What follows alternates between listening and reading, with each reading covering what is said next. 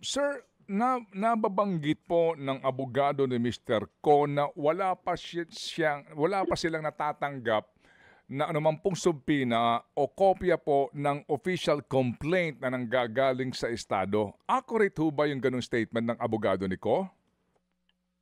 I can speak again. Magsasalita ako para sa kagawaran ng Department of Justice, kagawaran ng Hustisya, na as far as the Department of Justice is concerned, wala pa pong kaso na naisasampa laban sa kanya. No? Kung kaya't siguro wala talagang subpina na may papadala pa. Pero hindi po ako makakapagsalita as far as the Office of the Ombudsman is concerned, kasi meron din po silang sarili nilang investigasyon at mga kaso na iniimbestigahan base sa mga isinasampa ng ICI at base sa kanilang sariling resulta ng kanilang mga sariling investigasyon.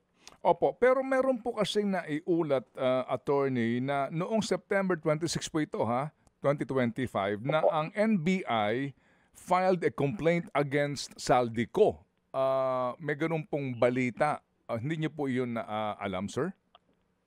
Hindi, meron pong, ganito kasi naman ng Ted. Okay, go ahead, sir. Nagsampa po, halimbawa po nagkaroon ng investigasyon ng NBI at sila po magtatampa sa department. Hindi po agad-agad yan, Manong Ted, na sabihin natin subjected na sa preliminary investigation.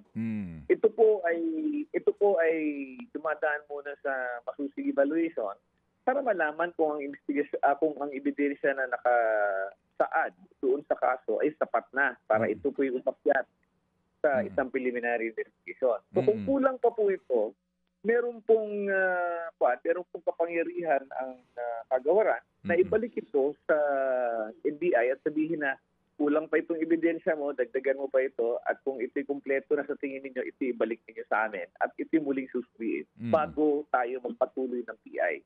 So maaring meron pong ganong naisampa, na-evaluate, pero technically it is not a case yet, Manong Ted. Hindi pa po siya kaso, kung tutusin natin. Ito po ay parang referral pa lamang, pero subject to evaluation first.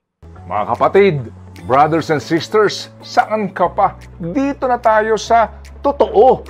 Dito na tayo sa True FM. Mga kapatid, mag-subscribe and follow po kayo sa social media accounts ng True Network PH. Yan po kami. Hanapin nyo lang True Network PH, Facebook, Instagram, YouTube, TikTok, and podcast.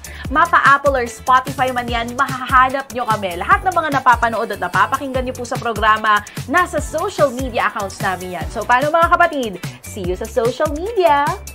Dito tayo sa totoo, tunay at tapat.